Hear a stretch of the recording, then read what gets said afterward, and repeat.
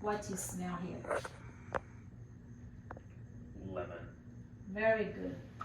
So that was your cranial nerve number 1, the olfactory.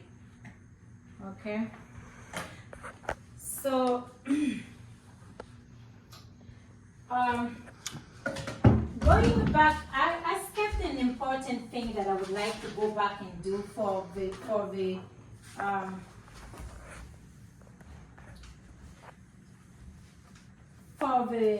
ears. For your ears, I skipped something very important that I want to go back and do. I didn't test your Weber and your Ryan. So I'm going to strike this and put it in the middle of your head. Tell me, do you hear it on the left ear or right ear or both ears? Both. Very good, and that's normal. That's what you're supposed to hear. And that was the Weber test. I'm going to do the Ryan test. Let me know when you can no longer hear, and I'm going to put it on the mastoid bone behind the ear. Let me know when you can no longer hear. Can't hear anymore. Okay. And let me know when you can no longer hear. Can't hear anymore. Okay, very good. And that means that the air conduction is twice of the bone conduction, and we should do it for the opposite ear too, just to show that the air conduction is okay. And that, okay. All right. So moving along, I did the nose. Now I'm going to test the patient mouth and pharynx, and inspecting his lips are symmetric. There's no cracks. Okay. And I'm going to palpate. Okay. And with a clean gown. I said clean gown. I'm gonna ask you to open your mouth for me. Okay, and I'm going to inspect his gums. They are pink, very pink. No bleeding, no inflammation. Okay. All right. The gums, and with some light. I need some light to inspect the inside of his mouth. All right, and I can see the hard palate and the soft palate. Ryan, open your mouth. Try to open it. Okay, very good. Okay, and the oropharynx, I can see the uvula is midline, and the tonsil. You still have your tonsil, right? You don't. You didn't take them up. Okay, I can see them. Okay, and the pharynx. Okay, and your teeth. You can see that the patient has no missing teeth, no caries, no teeth problems, no cracks. Okay, very good. And your teeth are white. All right. And your tongue, can you stick out your tongue for me? Okay. And your tongue is midline, no ulceration, no swelling. Can you move your tongue side to side? All right. And that's testing cranial nerve number 12. Okay. And now I'm going to test the patient gag reflex. Okay. Put this. Say hi. Okay. And you can see the uvula is moving. So that was the cranial nerve number 9 and cranial nerve number 10, the vagus nerve, okay? And the patient is talking to me without hoarsenesses.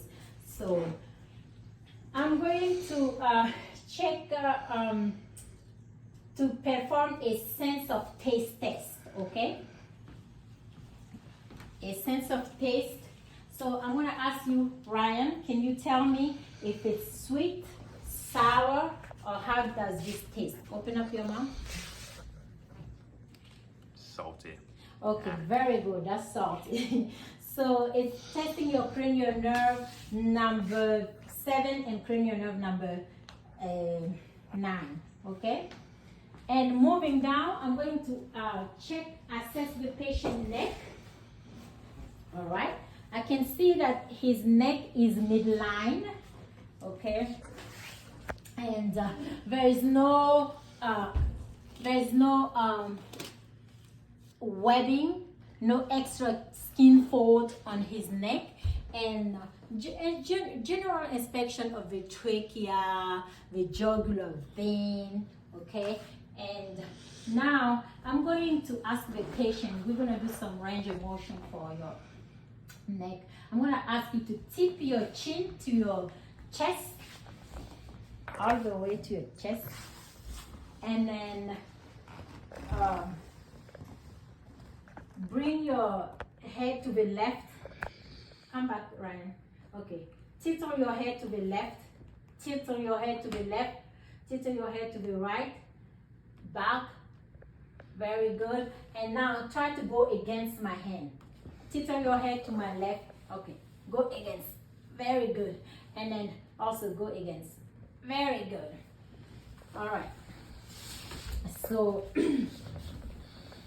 so you can see that the patient did the range of motion with no pain, no limitation, no clicking, okay, no cracking, okay. And then the strength was symmetrical bilateral. The strength was symmetrical bilateral with full resistance. All right. So now what I'm going to do, I'm going to shrink your shoulders against me. Very good. And that was your cranial nerve number 11, the accessory nerve. And I'm going to palpate your carotid pulses. And be sure, I'm going to do it one at a time. Can do both. Just to feel the pulses. 2 finger. And then 2 finger. I can feel the pulses. The contour is smooth and the amplitude is about 2. Okay, now I'm going to assess the position of the trachea, and for that reason I'm going to take some water. Just don't drink it all, just a small sip, Ryan. And I'm going to ask you to take a small sip and hold it. Don't swallow until I tell you to swallow it. Okay, right. Don't swallow. Did you swallow? All right. So I want to check if your trachea is midline. All right. Swallow. Okay. So the trachea is midline. All right. No protrusion, no deviation of the trachea. And now what I'm going to do, I'm going to check your thyroid gland, okay? And again, I'm going to ask you to hold this. Take a sip of water, just a small one, and don't swallow until I tell you to swallow. All right. Okay. Swallow. Very good. And you can feel it's very small, the thyroid gland is small. And I'm going to do the same thing also here and with the finger here. Swallow. Very good. And that was the test for the thyroid gland. And now I'm going to just check for trachea tag. Swallow. No trachea tag. Very good. Okay. So, and that was the test for the trachea tag. The lymph node. All right. I'm going to begin with the part of my finger, the pre-auricular lymph node, the post-auricular lymph node, the occipital lymph node, okay? Moving down to the superficial cervical lymph node, the posterior cervical lymph node, okay? the deep cervical lymph node, okay, the supraclavicular lymph node, okay, the submandibular lymph node, and then the submental lymph node. All right, and moving down, I'm going to auscultate the carotid arteries with the bell of my stethoscope. I'm going to auscultate for any growth.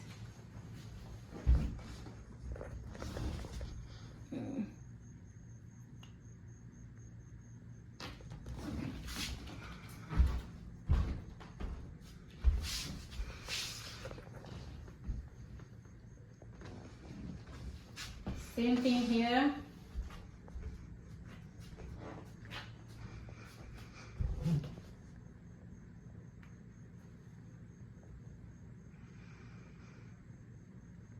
Very good. No growth. All right. And now, moving down to your upper extremities, your hands. Can I see your hands? Okay, so I can see the skin colors of the skin color of his hand is uniform to his ethnicities, and I'm going to check his nails. I can, Ryan, yes, okay. And I can see his nails are opaque. It's short, well groomed, okay. And the nail bed is pink. And let's check the capillary reflex. See, when I push like this, see, so less than 2 seconds. And also the nail base is about 160, okay, and the nail bed is pink. All right, and then I'm going to palpate your hands, and the interphalanges, no pain, okay, no edema. The metacarpophalanges here, right here, metacarpophalanges, no pain, no edema. No. Okay, all right, and the wrist groove, palpate. All right, okay, so I'm gonna ask you to do your fingers like this. So abduction, adduction. Bring your thumb across. Okay, all right. Push. Try to push me while I'm pushing against you. Okay, all right. And then moving along, I'm going to your elbow. Palpate the elbow. No pain, no tenderness, no effusion. Okay, all right. And extend your elbow like that. You can see the carrying, no? This way, yeah. The carrying angle is like 1 to 15 degrees. Okay, and while I'm there, I'm going to palpate the patient radial and radial pulses and the brachial pulses.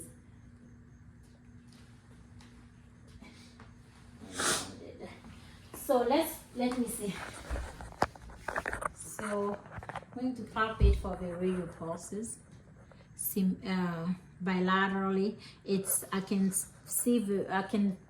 feel the pulse contour is smooth, rounded, okay, and also the amplitude is about 2. The brachial pulses. Ryan, extend your hands. Yeah, very good. All right, very good. So the brachial pulses also, the contour is rounded, smooth, and the amplitude is about 2. Okay, and I'm going to palpate your epitrochlear node. All right, can you show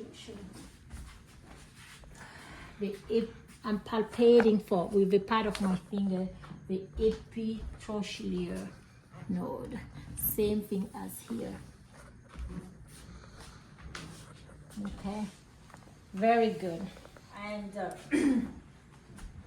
I'm going, so when I did the range of motion or no limitation, and the strength was symmetric and with full resistance bilaterally, okay? Full resistance to opposition bilaterally. Okay, now moving down, I'm gonna ask the patient to sit here.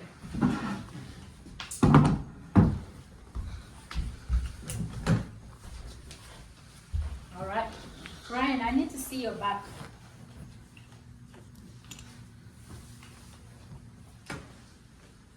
So I'm gonna inspect my patient back. I can see his skin color is uniform, okay? And his shoulders are symmetrical, okay? The musculoskeletal development is appropriate to his age. And I'm going to palpate the spine. Any pain? No. Any tenderness? No. Okay. And I'm going to palpate this capilla. Any pain? No. Any tenderness? No. Okay, very good. And I'm going to percuss the spine. Okay.